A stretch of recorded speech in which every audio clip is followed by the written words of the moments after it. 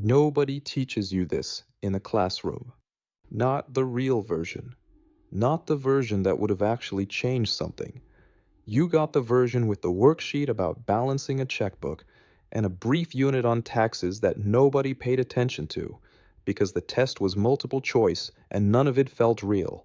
And then they handed you a diploma and pointed you at the world and assumed someone else had covered the part that actually mattered. Nobody had. This is the story of two people who started in the same place. Same city, same kind of family, same $0, and the same unwritten future. One of them learned how money works at 18, the other learned at 38. Here is the distance between those two lives. Your financial education, the complete version, is this. Don't spend more than you have. Save some of what you make. Credit cards are dangerous. Work hard and it'll work out. That's it. That's the whole manual. What nobody told you is that those four rules are not a financial education.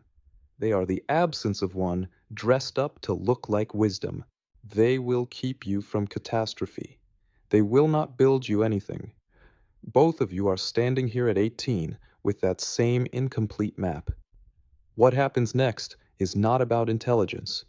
It is about information. One of you is about to get it. You find it the way most things find you at 18, accidentally. A YouTube video someone sends as a joke. A book left on a break room table at your summer job. A single conversation with someone's older brother at a party who says something offhand about index funds that you don't fully understand but can't stop thinking about. It doesn't matter which one. What matters is that something cracks open. You spend the next 3 weeks reading everything you can find. But underneath the noise, a signal emerges that is so simple and so obvious that you feel briefly angry that nobody said it plainly before. Money grows when you leave it alone. Time is the variable that matters most, and you have more of it right now than you will ever have again. You open a Roth IRA. You are 18 years old. The balance is $0. You put in $50 from your summer job. It feels like nothing. You do it anyway. You don't tell your friends. They would not understand why this feels urgent. You understand why it feels urgent. You get the summer job. You spend most of what you make. This is not recklessness.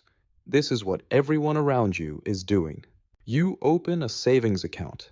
The balance grows to $400 by August. You spend $300 of it on something you can't quite remember by October. There is no framework that suggests another option. You buy things. You enjoy things. You live the summer the way summers are supposed to be lived. Nobody tells you this is the most expensive summer of your life. Not in dollars, in time. You understand now the difference between an asset and a liability. You understand what an expense ratio is and why it matters over 40 years. You live with roommates longer than you'd like. You drive something embarrassing. You eat at home most nights, not because you're suffering, but because you've done the math and the math has an opinion. You contribute to your 401k at 22, just enough to get the full employer match. You know what leaving the match on the table costs. You do not leave it on the table. That $11,000 is not $11,000. At a 7% average annual return in 40 years, that 11,000 is $164K. You didn't earn 164,000. You earned 11,000 and you left it alone. That is the whole secret. The credit card arrives in the mail at 21 with a $2,500 limit and a rewards program that makes spending feel like earning. The balance grows. The minimum payments are manageable. You get a raise at 23. The apartment upgrades. The lifestyle upgrades. This is called lifestyle inflation. You don't know that term yet. Saving money in a low interest account while carrying credit card debt at 22% APR is the financial equivalent of bailing out a sinking boat with a coffee cup. Path A, net worth approximately $23,500. Path B, net worth approximately negative $2,000. The distance between these two people is $25,500. They make roughly the same income. They live in the same kind of city. They went to the same kind of school. One of them learned something at 18 that the other hasn't learned yet. That's the entire gap. You max your Roth IRA for the first time. $6,500 in a single year. You buy a small duplex at 28, a secondary market. Nothing glamorous, a structure that needs cosmetic work and has one vacant unit. You run the numbers 17 times before you close. After taxes, insurance, and a maintenance reserve, you net $580 a month. You still drive the same car. You are not performing anything. You are building something that doesn't photograph well and compounds in silence. A coworker mentions her Roth IRA at lunch. You nod like you have one. You don't have one. You look it up that night. You read for an hour. Something stirs. You close the tab. Your investment accounts hold $67,000. The duplex has $18,000 in equity. The real estate cash flows $580 a month. Net worth approximately $89,000. You measure hours differently than you used to. Every system you build, every dollar you redirect, every hour spent learning something that compounds feels different from an hour that produces nothing beyond the moment it occupies. The net worth number, if you looked at it directly, which you haven't, is approximately $4,000. At 22, you had time. It was invisible and unlimited, and you spent it the way you spend something you don't think can run out. At 30, you can feel it.